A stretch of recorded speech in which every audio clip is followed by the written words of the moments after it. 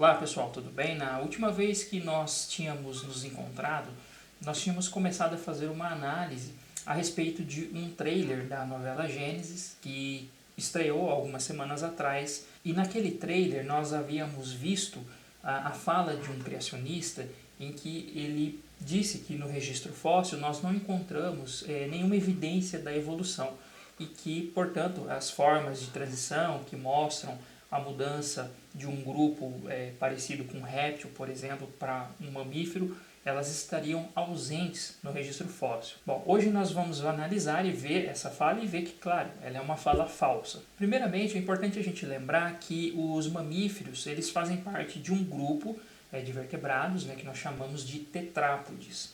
Eles são chamados por este nome, tetrápodes, justamente por terem desenvolvido então 4 membros, que são utilizados como membros locomotores. Os primeiros tetrápodes eles são conhecidos a partir do final de um período geológico da história do planeta chamado de Devoniano, datado em torno de 360 milhões de anos antes do presente. E um dos primeiros fósseis desses tetrápodes, bastante conhecidos, nós podemos aí citar o nome do Ictiostega e também do Acantostega. Logo que esses primeiros tetrápodes eles apareceram então no registro fóssil, bem no início da sua origem, houve já um processo de ramificação entre duas linhagens principais de tetrápodes. Uma delas é chamada de Batracomorpha e a outra é chamada de Reptilomorpha. Foram os Batracomorpha que deram origem, muito provavelmente, aos anfíbios, enquanto que os Reptilomorpha também se diversificaram em vários outros grupos. E foi durante um período chamado de Carbonífero, datado entre 360 e 300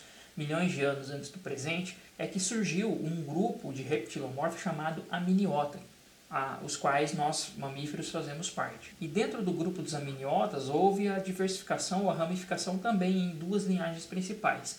Uma delas é chamada de Sinápsida e a outra é chamada de Saurópsida. Os Saurópsida eles deram origem ao que nós chamamos hoje de répteis e também às aves, enquanto que os Sinápsida deram origem a nós, mamíferos. E é exatamente no Sinápsida que nós vamos focar hoje. Quando nós olhamos para o registro fóssil, os primeiros fósseis desses animais que nós chamamos de Sinápsida datam então aí do período Carbonífero. E o grupo dos Sinápsida eles apresentam uma característica em comum, que é a presença de uma fenestra ou uma abertura na região lateral do crânio, que nós chamamos de fenestra temporal. Portanto, nós mamíferos, que somos sinápsidos, temos uma única abertura, que é a fenestra temporal. Já, por exemplo, répteis e aves apresentam duas, com exceção das tartarugas, que são um tipo bastante diferente de répteis, que apresentam, na verdade, não apresentam nenhum tipo de abertura. Dentre os primeiros sinapsídeos, um dos grupos mais primitivos ou mais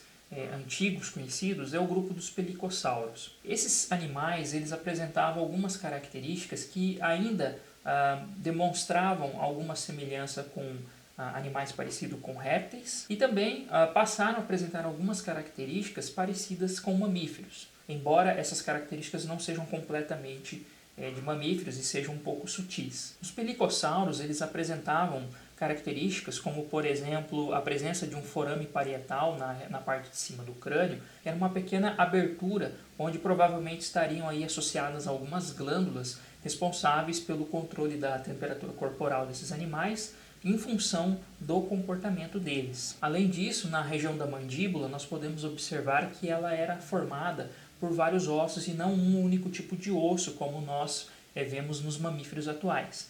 Nós, mamíferos, temos as nossas mandíbulas formadas por um único osso chamado dentário. O dentário ele estaria presente também nesses animais, nos pelicossauros. No entanto, ele compunha cerca de 50% do tamanho, do comprimento da mandíbula, e a outra metade era formada por outros ossos.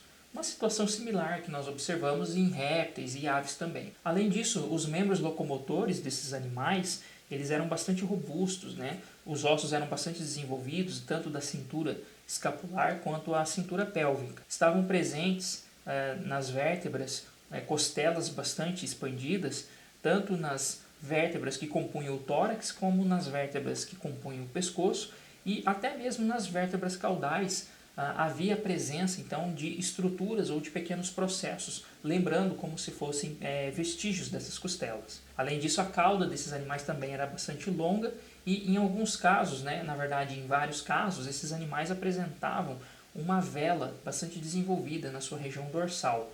Inclusive muitas pessoas confundem quando vê imagens de reconstruções, né, desses animais achando que se tratavam de dinossauros.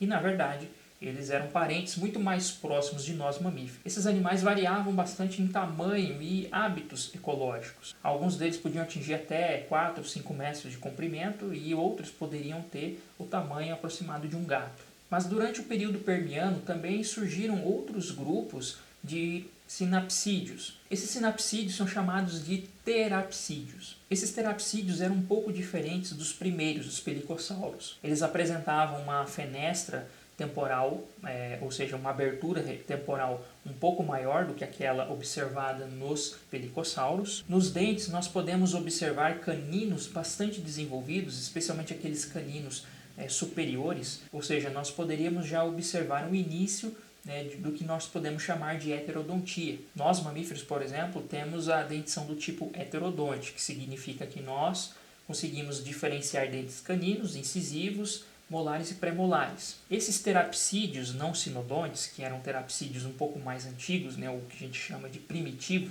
eles não tinham todos os dentes diferenciados, mas pelo menos os caninos eles já estavam bastante evidentes. Ao contrário do que nós observamos nos pelicossauros, que tinha a dentição do tipo homodonte, que é mais parecida com, por exemplo, de um jacaré. Além disso, o crânio desses animais era mais rígido também, quando comparado ao dos pelicossauros, e a cintura pélvica e cintura peitoral já apresentam reduções no tamanho dos ossos, demonstrando já uma certa graciosidade nessas estruturas, implicando então no desenvolvimento de membros locomotores mais gráceis. Inclusive, os ossos dos membros locomotores também se tornaram mais delgados. Os membros locomotores também começam a se posicionar de uma forma diferente quando comparado a esses outros vertebrados mais antigos. Eles começam a se posicionar mais embaixo do corpo, numa postura, um tipo de postura que nós chamamos de postura ereta.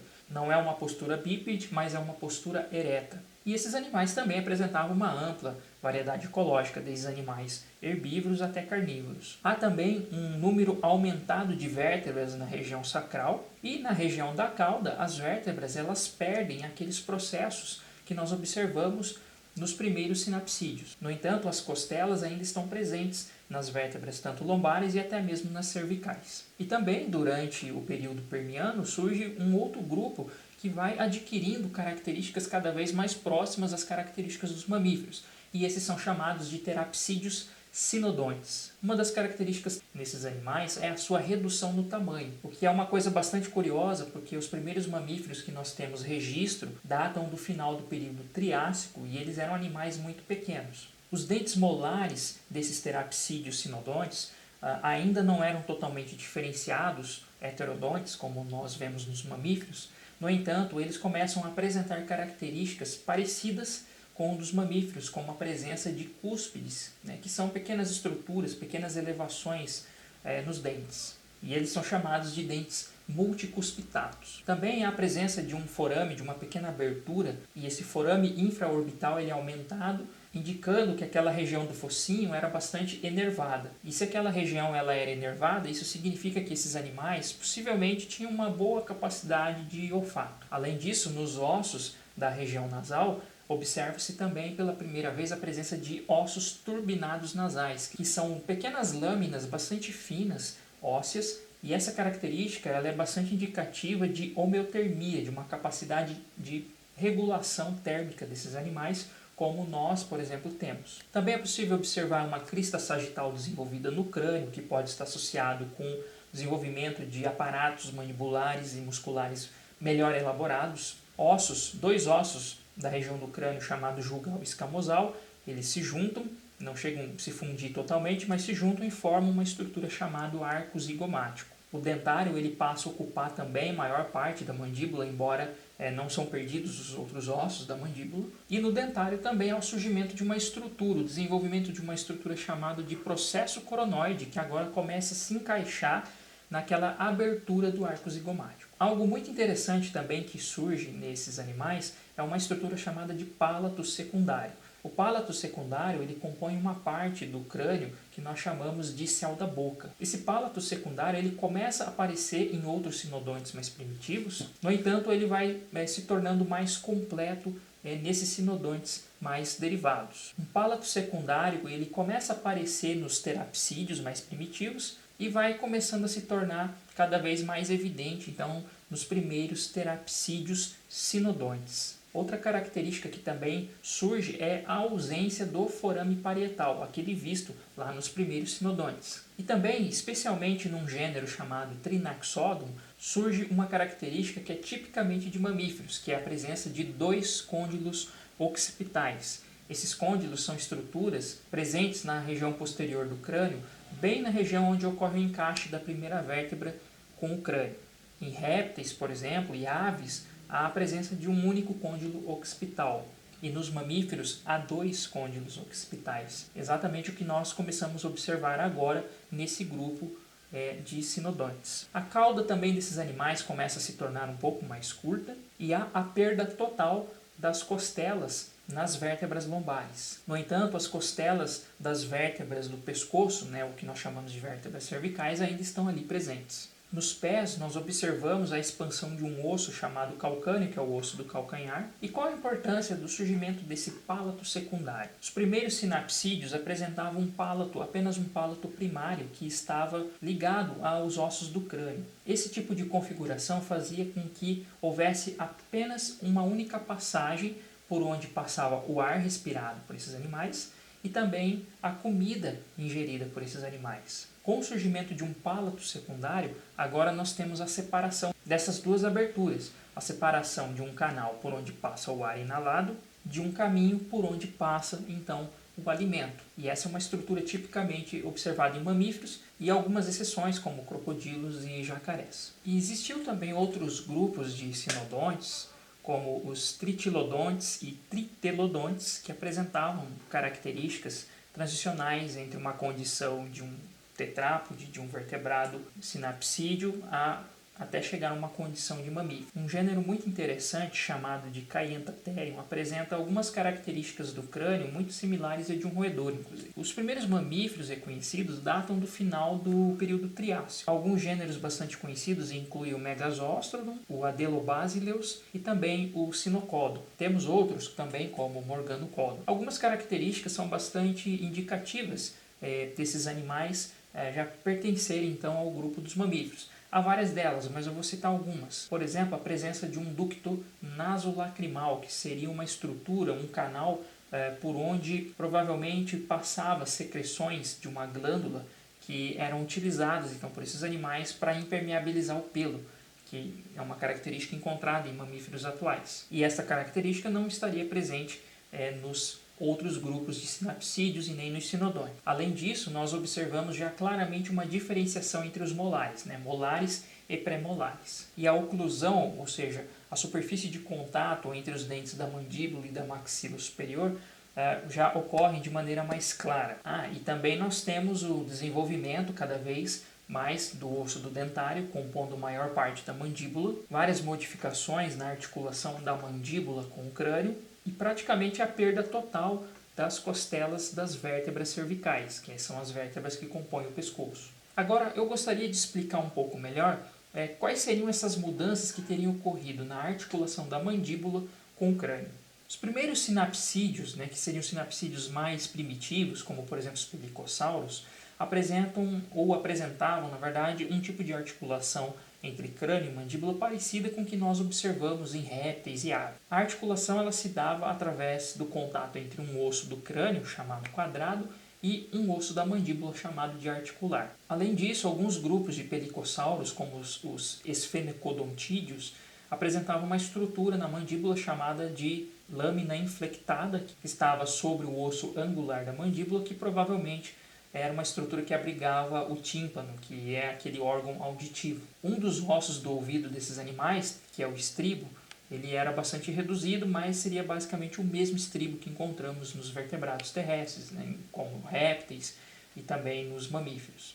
No entanto, os mamíferos eles apresentam estruturas adicionais, 2 ossos adicionais no ouvido médio. Eles não têm apenas o estribo, mas também tem o martelo e a bigorna. E eu já vou explicar de onde que veio esses dois ossos. Quando surgem então esses primeiros sinodontes, como os Trinaxodon, que são grupos de sinodontes mais primitivos, algumas mudanças muito interessantes começam a acontecer. A articulação entre o osso do quadrado e o articular ainda está presente nesses animais. No entanto, há uma aproximação entre os ossos do dentário. Lembra que o dentário ele começa a se tornar maior nesses animais, e o osso escamosal, que é um osso do crânio também. Eles não chegam a fazer contato, mas eles se aproximam bastante. E quando nós observamos em alguns grupos de sinodontes mais derivados, algumas modificações começam a acontecer. Por exemplo, no gênero Probainognathus, nós observamos que os dois tipos de articulações estão presentes, ou seja, a articulação entre o quadrado e o osso articular e a articulação entre o dentário e o osso escamosal.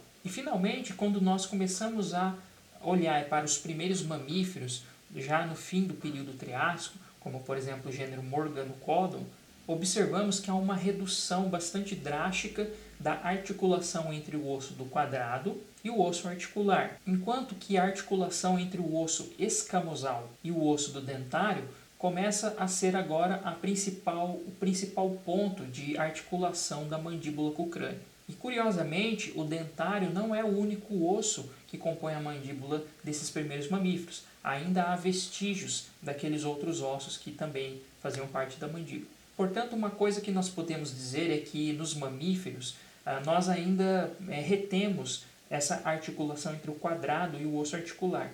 No entanto, ela não está mais presente na mandíbula, mas agora ela foi recuada para a região do ouvido médio. Exatamente. Então é por isso que agora nós, mamíferos, temos 3 ossos do ouvido médio. O estribo, que já estava presente nos ancestrais, terapsídeos e sinapsídeos, e também está presente em outros vertebrados atuais, e o martelo e a bigorna. O martelo ele teria se originado a partir do osso articular e a bigorna teria se originado a partir do osso quadrado. Além de todas essas modificações na estrutura óssea dos mamíferos, também há modificações na inserção de músculos.